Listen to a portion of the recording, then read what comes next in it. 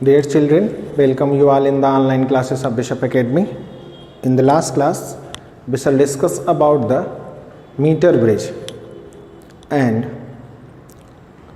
in the previous day, I will give you the assignment based on the meter bridge and Wheatstone bridge. You have to solve, and if any questions creates problem for you, then mention the question number in the comment box and I will give you the solution video next day. Okay, and now today we study about our last topic in this chapter, potentiometer. Potentiometer जो है एक device है जो हमारे practical के भी syllabus में है. ध्यान रखिएगा, मीटर ब्रिज भी आपके प्रैक्टिकल के सिलेबस में है और पोटेंशियोमीटर भी आपके प्रैक्टिकल के सिलेबस में है, इसलिए ध्यान से इसको समझेंगे पोटेंशियोमीटर क्या होता है. तो first of all we have to know about what is potentiometer. Potentiometer is a device used to measure potential difference across 2 points in the circuit. It is a more sensitive than voltmeter. यानी potentiometer एक ऐसा device है जो किसी electronic circuit में, electrical circuit में 2 points के बीच potential difference measure करने के काम आता है, और इसकी जो एक्यूरेसी होती है, इसकी जो सेंसिटिविटी होती है, वो वोल्टमीटर के कंपैरेटिवली ज़्यादा होती है. It means it is more sensitive than the voltmeter. Okay. Now,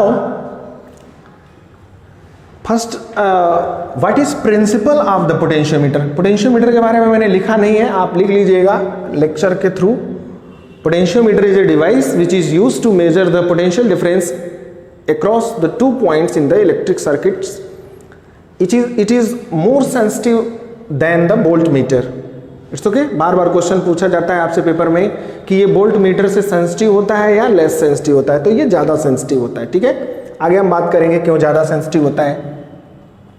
दूसरा आता है कि इसका प्रिंसिपल क्या है.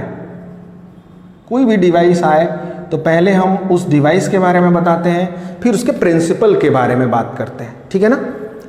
प्रिंसिपल इसका क्या होता है, देखिए हमको पता है V इज इक्वल्स टू होता है I इंटू आर. ध्यान से इसके प्रिंसिपल को आप समझ लो. ठीक है, V इज इक्वल्स टू होता है I इंटू आर. ठीक है, अब यहां से हम अगर I को I रहने दें तो R को हम लिख सकते हैं रो L बाई ए. याद है आपको, ये फार्मूला होता है R is equals to rho L by A. यहां पर दो चीजें अगर हम कांस्टेंट कर दें, यानी कि if current is constant, current is constant and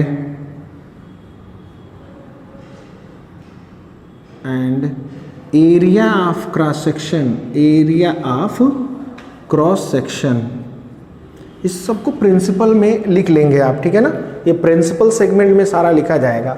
since V is equals to I R, ohm's law है ये. I की जगह I रहने दिया, R की जगह हमने ये पुट कर दिया. अगर हमने कहा कि current is constant and area of cross section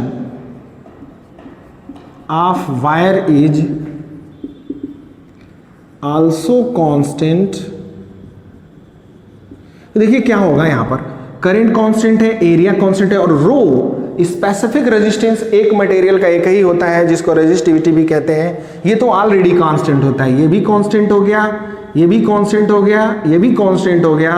तो हम V को लिख सकते हैं इक्वल हटा करके डायरेक्टली प्रोपोर्शनल टू लेंथ. ठीक है, कारण ये है कि ये तीनों जब कांस्टेंट होंगे तो जो वोल्टेज होगा वो पूरी तरह से किस पर सिर्फ डिपेंड करेगा, लेंथ पर डिपेंड करेगा. बाकी रिमेनिंग कांस्टेंट्स हैं. अब जो है आप प्रोपोर्शनैलिटी साइन हटाओगे तो एक कांस्टेंट लगाओगे, और ये जो कांस्टेंट होगा अगर हम कंपेयर करें इस इक्वेशन 1 से और इसको इक्वेशन नंबर 2 से हम कहें, comparing equation 1 and 2, equation 1 and 2, we have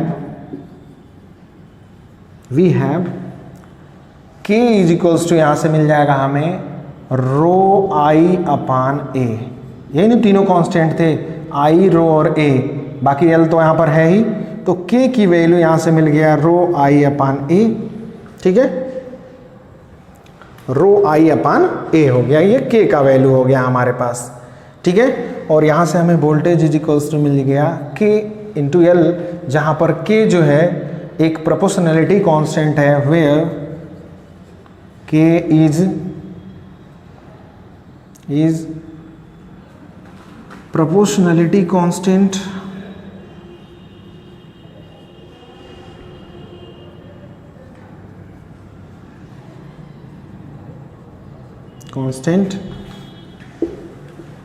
called potential gradient, इसको कहते हैं पोटेंशियल ग्रेडियंट। बहुत इंपॉर्टेंट टर्म है पोटेंशियल ग्रेडियंट, बार बार पेपर में पूछा जाता है, ठीक है। पोटेंशियल ग्रेडियंट जो है बार बार पेपर में आपसे पूछता रहता है, DINT, ठीक है। इसको प्रोपोर्शनैलिटी कांस्टेंट कहते हैं और इसका नाम है पोटेंशियल ग्रेडियंट। अब इसको पोटेंशियल ग्रेडियंट क्यों कहते हैं, यहां पर देख लीजिए। पोटेंशियल ग्रेडियंट देखिए, यहां से अगर इक्वेशन सेकेंड से हम काम करें, फ्रॉम इक्वेशन सेकेंड क्या मिलेगा हमें,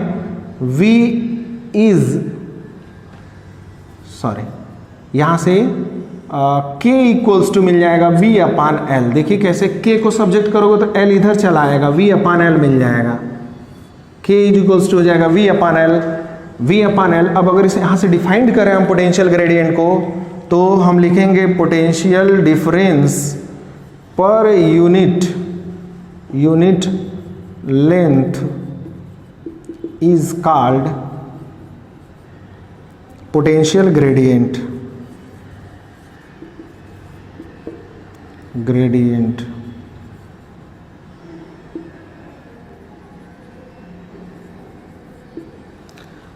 potential difference per unit length is called potential gradient, यही इसका डेफिनेशन होता है। जब भी आपसे पूछा जाए डिफाइन पोटेंशियल ग्रेडियंट, तो आप यही लिखोगे, potential difference per unit length is called potential gradient, its unit is volt पर मीटर होता है, ठीक है। वोल्ट पर मीटर होता है, वोल्ट हुआ और लेंथ का यूनिट मीटर, वोल्ट पर मीटर इसका यूनिट होता है ये। और अगर हमें रो पता हो, आई पता हो और ए पता हो, तब भी हम के निकाल सकते हैं, और वी और एल पता हो तब भी निकाल सकते हैं। तो के हमारे पास दो फार्मूले हैं के लिए, ठीक है।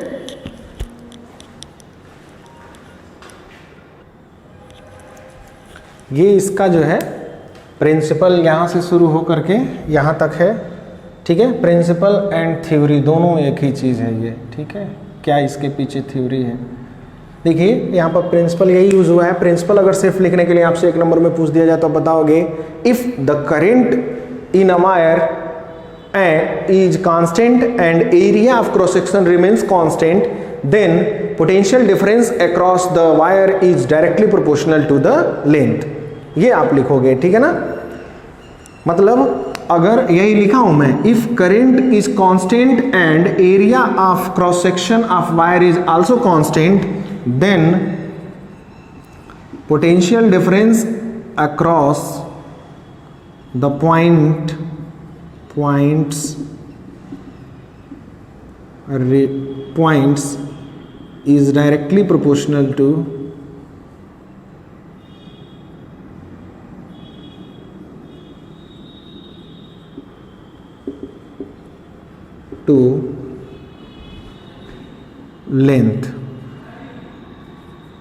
लेंथ, ठीक है। यही हमारा प्रिंसिपल है, ये जो मैंने लिखा है यही आपका प्रिंसिपल है, ठीक है। फिर आप आगे दिखाया भी गया है और ये पोटेंशियल ग्रेडियंट हो गया। तो ये हमारा प्रिंसिपल का पोर्शन हो गया।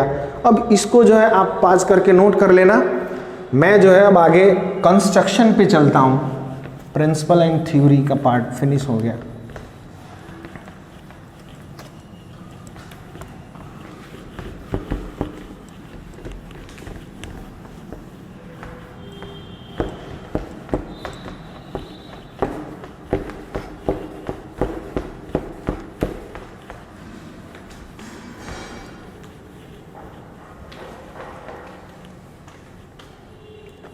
इसके बाद जो है कंस्ट्रक्शन इसका कैसा होता है।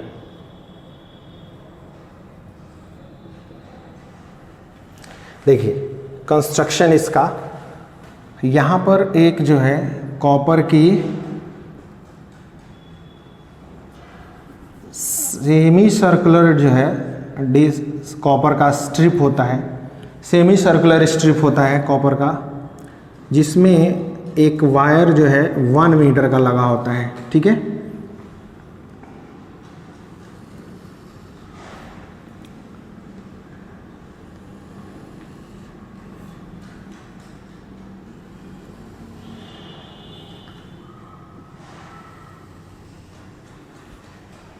ठीक है। यहाँ जो है दूसरा स्ट्रिप लगा होता है,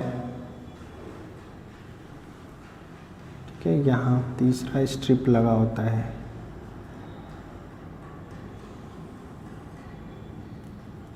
ध्यान से देख लीजिए कैसे मैं ड्रॉ कर रहा हूँ। यहाँ और ये यहाँ, फिर यहाँ पर एक होता है 1 2 3 4 5, ये सब यहाँ पर पेंच से टाइट किए गए रहते हैं।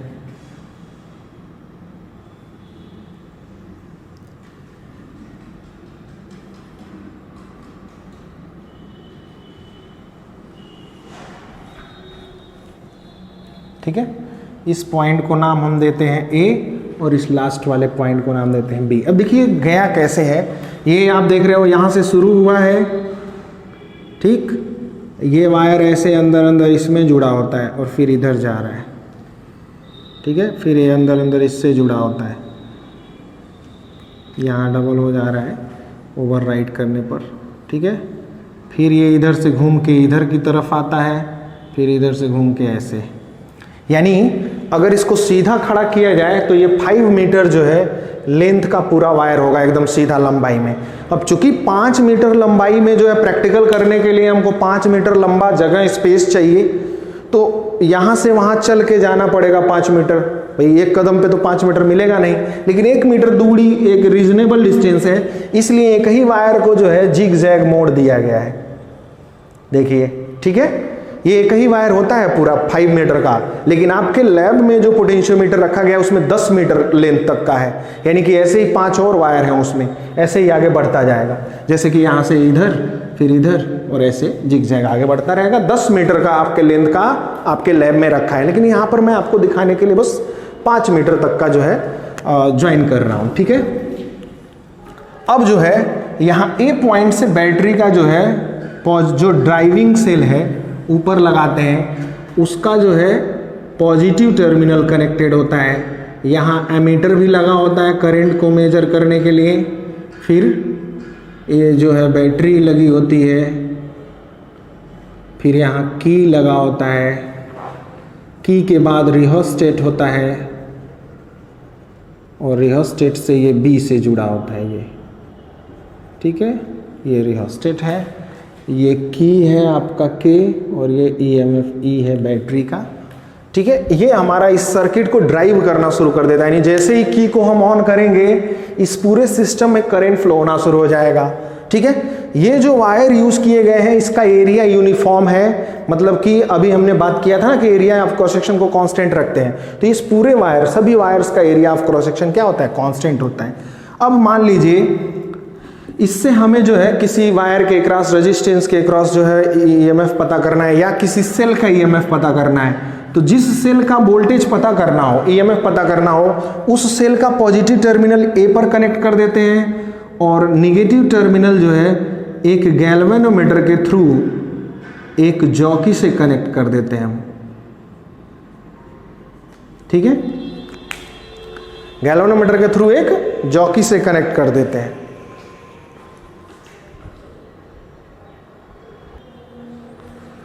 तो यहाँ पर हम जॉकी को कनेक्ट कर देते हैं। अब होता क्या है, अगर मान लीजिए इसका वोल्टेज V लिख दिया जाए और यहाँ EMF E है, आपको अभी पहले ही बताया गया था कि यहाँ से एमीटर से देख लेंगे कि सब में कांस्टेंट करंट फ्लो हो रहा है कि नहीं। ठीक है, और यहाँ पर एरिया ऑफ क्रॉस सेक्शन बनाने वाली कंपनी ने ही आपका जो है कांस्टेंट रखा है। तो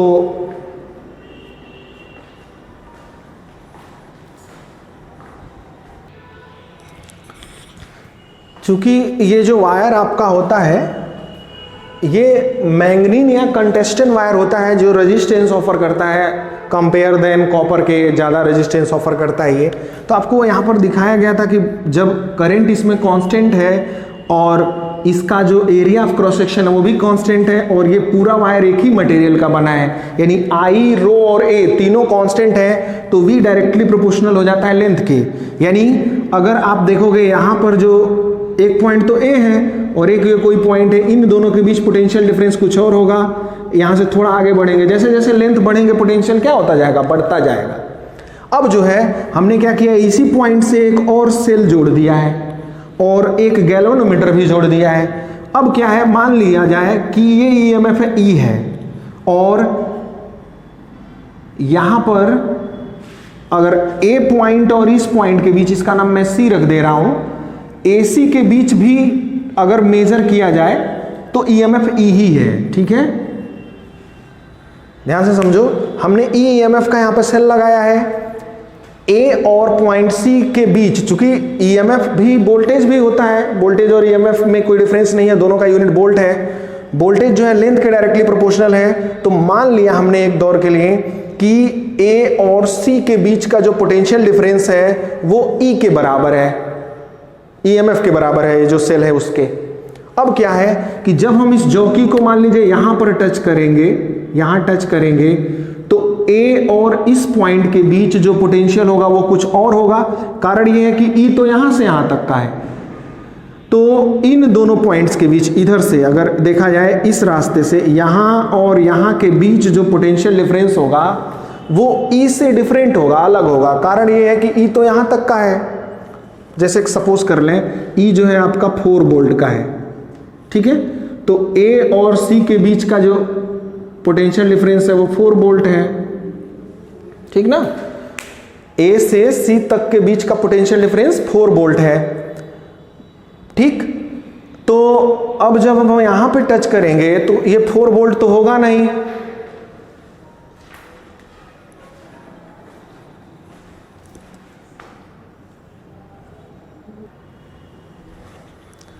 ठीक है। तो जब पोटेंशियल हमारा जो है 4 वोल्ट यहां तक है तो यहां तक उससे कम ही होगा 4 वोल्ट से, और ये हमारा 4 वोल्ट का है, तो इस दोनों पॉइंट के बीच पोटेंशियल डिफरेंस जो है अदर देन 4 होगा। और जैसे ही पोटेंशियल डिफरेंस क्रिएट होगा तो इस सर्किट के थ्रू करंट का फ्लो होगा, यानी गैल्वेनोमीटर में डिफ्लेक्शन मिलेगा। अब दूसरा केस हम स्टडी करते हैं। मान लिया जाए ये गैल्वेनोमीटर यहीं टच कर दिया हमने, तो इस पूरे वायर के अक्रॉस जो पोटेंशियल डिफरेंस है वो 4 वोल्ट है, कारण ये हमने पहले ही मान लिया है। और इधर से भी देखोगे तो पोटेंशियल डिफरेंस क्या है, 4 वोल्ट ही है। नीचे देखिए 4 वोल्ट का लगा हुआ है। तो जो पोटेंशियल होगा, यहां भी पोटेंशियल डिफरेंस वायर के अक्रॉस भी 4 वोल्ट और इसके अक्रॉस भी 4 वोल्ट, तो इन दोनों पॉइंट्स के बीच ऊपर और नीचे दोनों पोटेंशियल क्या हो गया, सेम हो गया, जिसकी वजह से इस के थ्रू कोई भी करंट फ्लो नहीं होगा, यानी कि पोटेंशियल ए और सी के बीच क्या हो जाएगा, पोटेंशियल डिफरेंस 0 हो जाएगा। जितना ऊपर है उतना ही नीचे, न्यूट्रलाइज कर देंगे एक दूसरे को। तो गैल्वेनोमीटर कोई डिफ्लेक्शन नहीं शो करता है, और यहीं से जो है हम पता लगा लेते हैं लेंथ्स के हिसाब से कि ये 4 वोल्ट का है, ठीक है। तो ये इसका कंस्ट्रक्शन होता है और वर्किंग होता है। मतलब हमको इसको पॉजिटिव टर्मिनल से और इधर वाले को एक रियोस्टेट के थ्रू, एमीटर के थ्रू होते हुए बी पॉइंट से कनेक्ट कर देना है, ठीक। और यहां से एक ईएम सेल लगा देते हैं गैल्वेनोमीटर के थ्रू, और जॉकी को इस पर टच करके चेक करते हैं कि कहां हमको नल पॉइंट मिल रहा है, यानी कि जी, यानी गैल्वेनोमीटर कब डिफ्लेक्शन नहीं शो कर रहा है। जब डिफ्लेक्शन नहीं शो करेगा तो ये लेंथ हम क्या कर लेंगे, ए से सी तक का मेजर कर लेंगे, और V is directly proportional to L से हम पता कर लेंगे कि ये EMF की वैल्यू क्या है। जितना लेंथ आएगा उसी के हिसाब से आपका के पता ही रहता है। हर एक डिवाइस का पोटेंशियल ग्रेडियंट गिवन रहता है, या फिर अगर नहीं भी गिवन है तो हम करंट और इसका एरिया ऑफ क्रॉस सेक्शन इसके हेल्प से पता कर लेते हैं, ठीक है ना। तो हम किसी सेल का EMF इससे मेजर कर सकते हैं। तो पोटेंशियोमीटर का कंस्ट्रक्शन आपके सामने है।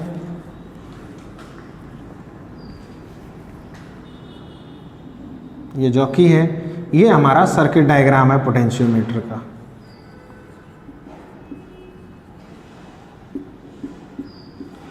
ठीक है, जितने ईएमएफ का सेल लगाओगे उसी हिसाब से हमको ऊपर नल पॉइंट मिलता रहता है। नल पॉइंट मतलब जब गैल्वेनोमीटर कोई डिफ्लेक्शन ना शो करे। तो लेंथ मेजर कर लेते हैं और इसका पोटेंशियल ग्रेडियंट के से मल्टीप्लाई कर देंगे तो हमको पता चल जाएगा कि कितने ईएमएफ का सेल यहाँ पर लगाया गया है। ठीक है ना। तो बेसिकली जो है ये कंस्ट्रक्शन एंड वर्किंग हमारा रहा पोटेंशियोमीटर का। कंस्ट्रक्शन में फिगर बनाएंगे और इसके बारे में लिखेंगे। वर्किंग आपको जो है जब प्रैक्टिकल कराया जाएगा तो बताया जाएगा। और दूसरी चीज़ ये है कि इसके एप्लीकेशंस क्या हैं।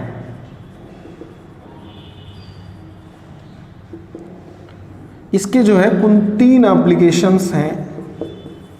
पहला, to find the EMF of cell,